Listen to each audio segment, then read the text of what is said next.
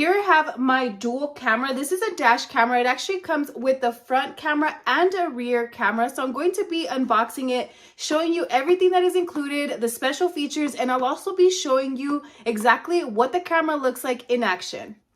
So first and foremost, this is the front camera. As you can see, it is a 4K camera. So the front camera is actually shooting in 4K quality. And then it does have a suction cup. So this is what's going to be attached to your windshield. So you could go ahead and see ahead of you. The screen size right here is a 2.4 screen size, and you could actually view the footage in real time. If you want to have further access to your camera, you could simply download the V app, and this is actually available in the App Store. Whether you have Apple or Android, just download it at your App Store and you could go ahead and control your dash cam with all the app settings. Another great feature is that you get a free 32 gig SD card, so you don't have to purchase additional storage. It simply already comes in there, so simply just place it inside your camera and now you have 32 gigs of free storage. This is the rear camera, and this one actually shoots the footage in